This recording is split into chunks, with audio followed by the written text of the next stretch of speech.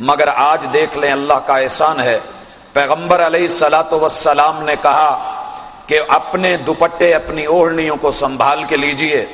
ہمارے ہاں خواتین کی 4 قسمیں ہو گئیں۔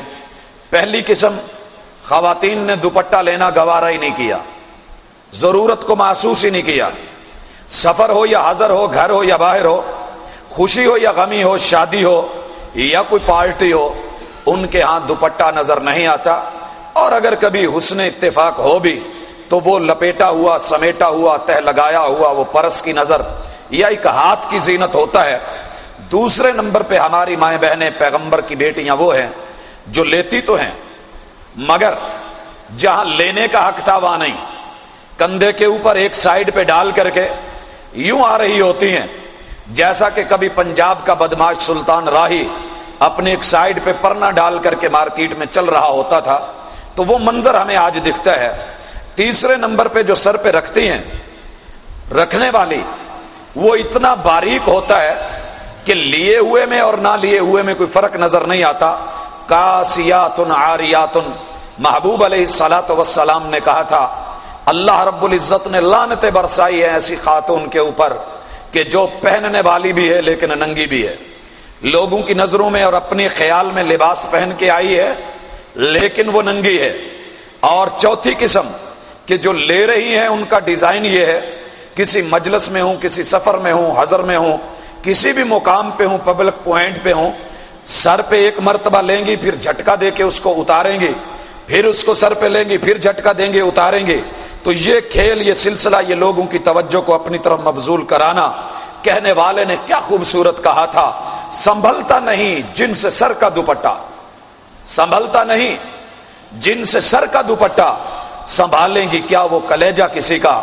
آج ایک دوپٹہ نہیں سنبھل رہا، کل ایک فیملی سنبھالنی ہے، ایک خاندان سنبھالنا ہے، ایک قبیلہ اور ایک قوم کو سنبھالنا ہے، ایک نئی نسل اور ایک نئی جیل کو سنبھالنا ہے، تو یہ کیسے سنبھال پائے گی؟ ہمارا معاشرہ جو ہے کچھ ایسی عکاسی کر رہا ہے۔ اور بھائیو، پیغمبر نے کہا تھا اس چیز کے اندر ہم مرد بھی شریک، عورتیں بھی شریک۔ یہ دن ہمیں کیوں دیکھنا پڑا؟ دنیا نے سب سے پہلے جس بند کو توڑا وہ بند حیا کا بند تھا، وہ رکاوٹ حیا کی رکاوٹ تھی۔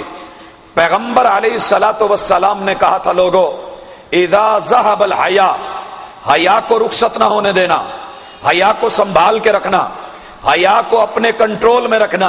اذا ذهب الحیاء فاصنع ما تشاء، جب حیا جاتا رہا تو پیچھے کوئی رکاوٹیں نہیں رہ جائیں گی، جو دل میں آئے انسان وہ کرے گا۔ دیکھیے شیطان نے وَزُيِّنَ لِلنَّاسِ حُبُّ الشَّهَوَاتِ مِنَ النِّسَاءِ، یہ سب سے پہلی محبت جس کو مزین کیا یہ عورتوں کی شہوات اور اس کی محبت، اور دوسری طرف عورت کو اس نے کیا کیا؟ ذوق تبرج دیا، ذوق خود نمائی دیا، ذوق حسن دیا، ذوق آرائش اور زیبائش دیا۔ اس کو گھنٹوں جو ہے کہاں بٹھایا؟ آئینے کے سامنے، آئینے کے سامنے بٹھا کر کے اس کو بنا سنوار کر کے بیوٹی پارلروں میں لے آ کر کے ایک شاپنگ کرنے کے لیے بازار میں جانا ہے، اتنا لمبا چوڑا وقت لگا کر کے پھر بازار میں لاتا ہے، اور ادھر حاجی صاحب کاؤنٹر پہ بیٹھے ہوتے ہیں اور ان کا جو ہے نیچے سے ٹھوڑی کو ہلا کے کہتا ہے حضرت اب بھی نہ دیکھو تو آپ کی بدبختی ہے، یہ دیکھنے کی چیز ہے، اسے بار بار دیکھ۔ اور پھر دیکھنے والا اسے بہت دور تک دیکھتا جاتا ہے، کون ہے؟ حوا کی بیٹی ہے، کون ہے؟ محمد صلی اللہ علیہ وسلم کی بیٹی ہے، کون ہے؟ مسلمانوں کی عورت ہے، کون ہے؟ یہ کسی مسلمان کی ماں ہے، کون ہے؟ کسی مسلمان کی بہن ہے، کون ہے؟ کسی مسلمان کی بیوی ہے اور کسی مسلمان کی بہو ہے۔ اللہ اکبر!